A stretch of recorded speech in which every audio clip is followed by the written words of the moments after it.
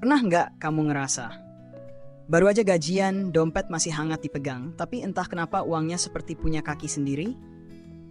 Hari pertama semangat, belanja sedikit, traktir teman, beli barang yang katanya mumpung diskon. Lalu tanpa sadar, seminggu kemudian kamu sudah mulai hitung-hitung sisa uang, bahkan belum bayar semua tagihan. Kalau ini terdengar familiar, kamu nggak sendirian. Banyak orang mengalami hal yang sama, termasuk saya dulu. Masalahnya bukan cuma soal gaji yang kecil atau pengeluaran yang besar. Seringkali penyebab sebenarnya ada di sini. Cara pikiran kita memandang uang. Dan inilah yang ingin saya bagikan ke kamu hari ini.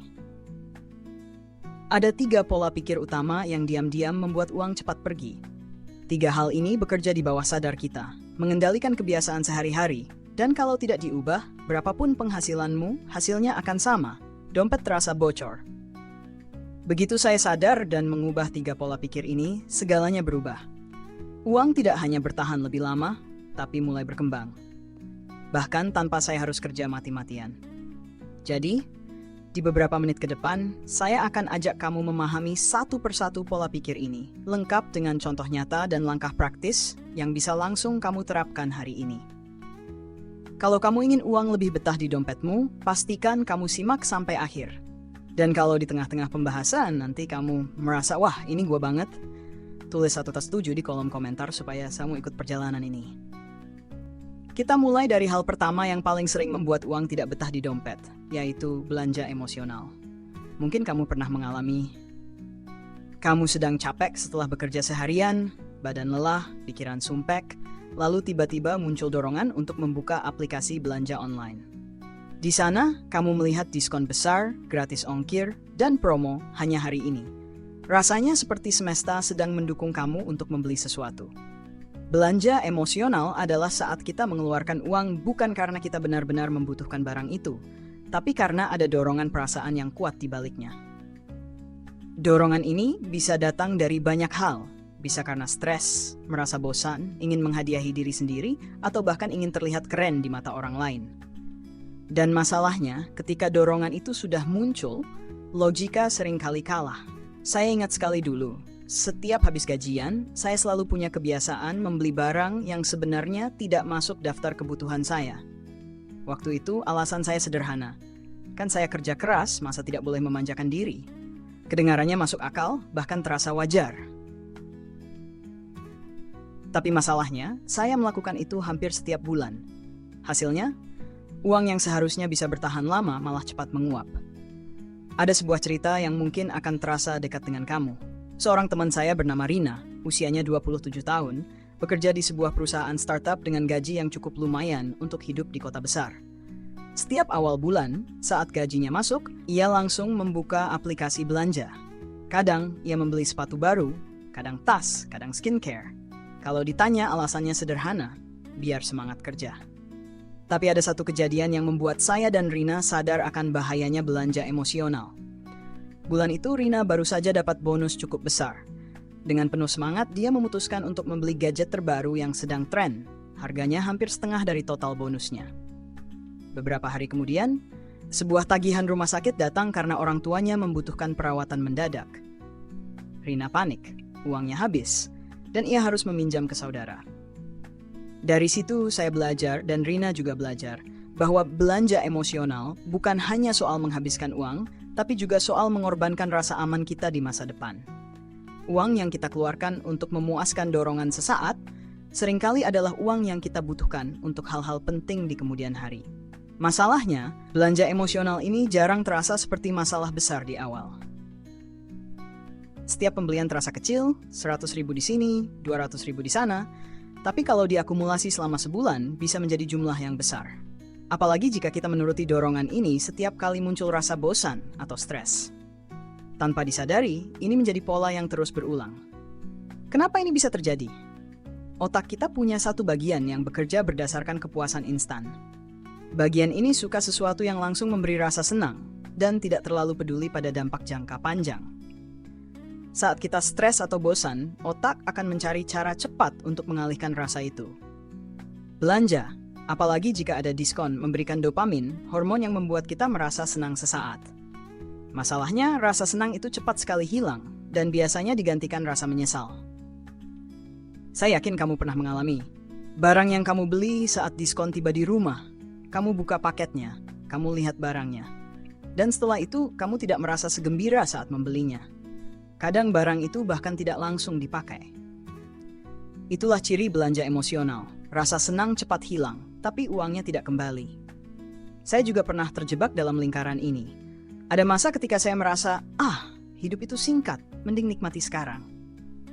Tapi kenyataannya, yang saya nikmati hanyalah proses belanjanya, bukan barangnya. Barang-barang itu bahkan sering berdebu di sudut kamar. Ketika saya sadar, saya sudah kehilangan jutaan rupiah dalam setahun hanya untuk hal-hal yang tidak memberi nilai jangka panjang. Lalu, bagaimana cara mengatasinya? Saya mulai dengan satu langkah sederhana, membuat aturan delay 24 jam. Setiap kali saya ingin membeli sesuatu yang tidak masuk kebutuhan pokok, saya wajib menunggu 1 hari penuh sebelum menekan tombol bayar. Selama 24 jam itu, saya memberi waktu pada diri saya untuk berpikir, apakah saya benar-benar membutuhkan ini? Apakah saya bisa hidup tanpa barang ini?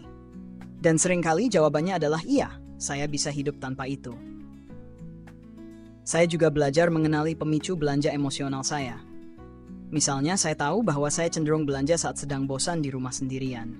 Maka, saya ganti kebiasaan itu dengan hal lain, membaca buku, olahraga, atau sekadar keluar jalan kaki. Kuncinya adalah mengganti dorongan belanja dengan aktivitas lain yang memberi rasa senang tanpa menguras dompet. Rina juga mencoba cara ini. Awalnya memang sulit. Ia sudah terbiasa menjadikan belanja sebagai pelarian dari stres kerja. Tapi setelah beberapa kali mencoba teknik delay 24 jam, ia mulai melihat perbedaan. Barang-barang yang awalnya ia pikir harus dibeli sekarang, ternyata tidak terlalu ia inginkan setelah sehari. Dalam 3 bulan, Rina berhasil menabung cukup banyak, bahkan cukup untuk mulai berinvestasi kecil-kecilan. Saya tahu membatasi belanja emosional itu tidak mudah. Lingkungan kita dipenuhi iklan, diskon, promo, dan teman-teman yang sering memamerkan barang baru. Media sosial juga membuat kita mudah merasa ketinggalan jika tidak ikut membeli sesuatu yang sedang tren. Tapi ingat, setiap kali kamu menunda belanja yang tidak perlu, kamu bukan sedang kehilangan kesempatan. Kamu sedang memberi kesempatan bagi masa depanmu untuk lebih aman. Coba bayangkan, uang yang biasanya habis untuk belanja impulsif, kamu alihkan ke tabungan atau investasi. Dalam setahun, jumlahnya bisa menjadi cukup besar untuk membayar liburan, menambah dana darurat, atau bahkan memulai usaha. Uang yang kamu tahan hari ini bisa menjadi pintu bagi peluang besar di masa depan. Jadi mulai sekarang, setiap kali dorongan belanja itu datang, berhenti sejenak. Tanyakan pada diri sendiri, apakah ini kebutuhan atau hanya keinginan sesaat? Apakah saya akan tetap menginginkan ini seminggu dari sekarang? Kalau jawabannya tidak, maka kamu baru saja menyelamatkan masa depanmu dari satu kebocoran kecil yang bisa menjadi besar. Belanja emosional akan selalu menggoda, tapi kamu punya kendali untuk berkata tidak. Dan setiap kali kamu berhasil menahan, kamu sedang melatih otakmu untuk menghargai uang dan memberi ruang bagi kekayaan untuk tumbuh.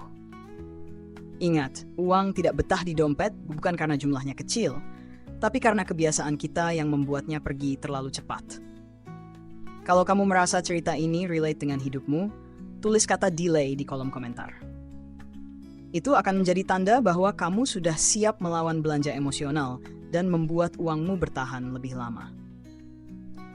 Dan di bagian berikutnya, kita akan bahas kebiasaan kedua yang membuat uang cepat pergi. Dan ini adalah hal yang sering tidak disadari banyak orang. Kalau belanja emosional membuat uang cepat pergi tanpa sadar, maka kebiasaan yang satu ini membuat uang keluar begitu saja, bahkan tanpa kita tahu arahnya. Yaitu tidak punya rencana uang. Banyak orang berpikir bahwa rencana keuangan itu hanya untuk orang kaya, atau untuk mereka yang penghasilannya besar. Padahal, semakin kecil penghasilan kita, justru semakin penting memiliki rencana yang jelas. Tanpa rencana, uang akan mengalir ke hal-hal yang tidak pernah kita sadari. Seperti air yang bocor di pipa, pelan, tapi lama-lama habis. Saya dulu termasuk orang yang merasa, saya kan sudah tahu pengeluaran saya, jadi tidak perlu dicatat atau diatur. Tapi kenyataannya, begitu saya coba benar-benar menghitung kemana uang saya pergi, saya kaget. Ada banyak pengeluaran kecil yang selama ini saya anggap sepele. Ternyata jumlahnya kalau ditotal bisa membeli 1 tiket pesawat pulang kampung. Budi, teman saya yang usianya 35 tahun, juga pernah mengalami hal serupa. Ia bekerja sebagai manajer di sebuah perusahaan dan punya gaji yang cukup baik. Tapi setiap akhir bulan, Budi selalu merasa heran kenapa uangnya habis. Saat saya tanya, kamu catat nggak pengeluaran tiap bulan? Dia hanya tertawa dan bilang, nggak sempat, ribet. Suatu hari, Budi memutuskan untuk mencoba mencatat semua pengeluarannya selama 1 bulan penuh. Dan hasilnya membuatnya tercengang. Ia menemukan bahwa tanpa sadar, setiap minggu ia menghabiskan hampir Rp300.000 hanya untuk nongkrong di kafe, belum termasuk ongkos transportasi dan jajan lainnya. Padahal ia bisa menghemat setengahnya kalau membawa kopi dari rumah atau mengurangi frekuensi nongkrong. Tidak punya rencana uang ibarat berjalan di hutan tanpa peta. Kamu mungkin merasa sedang bergerak, tapi sebenarnya kamu hanya berputar-putar di tempat yang sama. Rencana uang itu bukan berarti kamu harus menghitung setiap rupiah dengan kaku. Tapi setidaknya kamu tahu berapa persen dari penghasilanmu yang akan digunakan untuk kebutuhan pokok, berapa untuk tabungan, berapa untuk investasi, dan berapa untuk hiburan. Ada banyak metode, tapi yang paling sederhana adalah aturan 50-30-20. 50% untuk kebutuhan pokok, 30% untuk keinginan atau gaya hidup, dan 20% untuk tabungan serta investasi. Saya dulu memulai dengan metode ini. Awalnya sulit, apalagi karena saya terbiasa mengeluarkan uang tanpa perhitungan. Tapi setelah 3 bulan, saya mulai melihat perbedaan. Ternyata, dengan memiliki batasan yang jelas, saya tidak merasa kehilangan kebebasan. Justru merasa lebih tenang karena tahu uang saya bergerak ke arah yang benar. Budi juga merasakan hal yang sama. Setelah ia membuat rencana keuangan sederhana, ia jadi lebih sadar setiap kali akan mengeluarkan uang. Misalnya, saat ingin membeli gadget baru, ia akan memeriksa dulu. Apakah ini masuk kategori kebutuhan atau keinginan? Apakah pos gaya hidup bulan ini masih cukup untuk membelinya? Kalau tidak, ia akan menunggu bulan depan atau bahkan menunda sampai punya tabungan tambahan. Inilah kekuatan dari rencana uang. Bukan hanya memberi batasan, tapi juga memberi arah. Masalahnya, banyak orang yang malas membuat rencana keuangan karena merasa itu rumit. Padahal, sekarang ada banyak cara sederhana untuk memulainya. Kamu bisa memakai aplikasi catatan di ponsel atau bahkan selembar kertas di dinding kamar. Yang penting, setiap uang masuk dan keluar tercatat. Dengan begitu, kamu punya gambaran jelas dan bisa mengevaluasi di akhir bulan. Di bagian mana kamu boros, di bagian mana kamu sudah cukup hemat. Saya juga punya pengalaman pribadi yang mengubah cara pandang saya. Dulu, saya selalu merasa nggak punya uang untuk investasi. Tapi setelah mencatat semua pengeluaran, saya sadar bahwa setiap bulan saya menghabiskan hampir Rp1.000.000 untuk makan di luar dan jajan yang sebenarnya tidak saya butuhkan. Begitu saya memutuskan untuk memangkasnya, saya langsung punya dana untuk mulai investasi reksadana. Dan yang menarik, saya tidak merasa kehilangan apa-apa. Memiliki rencana uang juga membuat kita lebih siap menghadapi situasi darurat. Rina, yang tadi kita ceritakan di pilar pertama, akhirnya memutuskan untuk membuat rencana keuangan setelah kejadian tagihan rumah sakit itu. Ia mulai menyisihkan sebagian penghasilannya untuk dana darurat. 3 bulan kemudian, ketika motornya mogok dan harus diperbaiki, ia tidak panik. Ia cukup mengambil dari pos dana daruratnya tanpa mengganggu kebutuhan lain. Rencana uang bukan sekadar catatan, tapi bentuk perlindungan untuk dirimu di masa depan. Banyak orang mengira bahwa pengaturan uang itu membosankan, padahal sebenarnya ini adalah bentuk kebebasan. Kebebasan karena kamu tahu setiap rupiah bekerja untuk tujuan yang kamu pilih, bukan mengalir kemana saja tanpa kendali. Kebebasan karena kamu bisa menikmati hidup sekarang sambil tetap menyiapkan hidup yang lebih aman nanti. Kalau kamu merasa ini sulit, mulai saja dari hal paling sederhana. Misalnya di awal bulan, tentukan jumlah pasti untuk kebutuhan, hiburan, dan tabungan. Pisahkan uang itu ke dalam rekening atau amplop berbeda. Dengan begitu, kamu tahu kapan harus berhenti di satu pos dan kapan masih boleh belanja. Percayalah, begitu kamu punya rencana uang, kamu akan merasa jauh lebih ringan. Tidak ada lagi perasaan bingung kemana uang menghilang. Tidak ada lagi panik di akhir bulan. Dan yang paling penting, kamu punya kontrol penuh atas masa depanmu. Karena pada akhirnya, uang tidak betah di dompet. Bukan hanya karena kita belanja terlalu banyak, tapi juga karena kita tidak memberi dia tujuan yang jelas. Kalau kamu merasa ini waktunya untuk mulai mengatur uangmu, tulis di kolom komentar mulai hari ini. Itu akan jadi komitmen pertama kamu untuk tidak lagi membiarkan uang berjalan tanpa arah. Dan di bagian berikutnya, kita akan membahas pilar ketiga, yaitu pola pikir yang sering membuat kita merasa uang pasti cepat habis. Padahal kenyataannya, kita sendiri yang menentukannya. Kalau pilar pertama dan kedua berbicara soal kebiasaan, pilar ketiga ini menyentuh bagian yang lebih dalam, cara kita memandang uang. Namanya, mindset uang cepat habis. Pernah nggak kamu dengar orang berkata, gajian cuma numpang lewat atau uang itu nggak betah di dompet? Awalnya itu mungkin cuma candaan, tapi kalau diulang-ulang kata-kata itu bisa berubah jadi keyakinan. Dan yang lebih berbahaya lagi, keyakinan itu bisa mengatur perilaku kita tanpa kita sadari. Saya punya cerita tentang Dani, seorang karyawan yang selalu bilang, uang saya mah nggak pernah bertahan lama, pasti habis. Setiap kali gajian, Dani merasa tidak perlu terlalu hati-hati karena toh, pada akhirnya uangnya akan habis juga. Akibatnya, dia sering belanja barang yang sebenarnya tidak ia butuhkan, atau mentraktir teman tanpa perhitungan. Dalam pikirannya, menghemat pun percuma. Inilah efek dari mindset uang cepat habis. Kita memberi izin kepada diri sendiri untuk tidak mengelola uang dengan bijak. Saya juga pernah terjebak dalam pola pikir ini. Dulu saya merasa seolah uang punya umur yang sangat singkat. Bahkan ketika mendapatkan bonus atau penghasilan tambahan, saya langsung berpikir, mending dipakai aja, nanti juga habis. Dan benar saja, uang itu menghilang begitu cepat tanpa meninggalkan apa-apa. Masalahnya, mindset seperti ini sering terbentuk dari pengalaman masa lalu.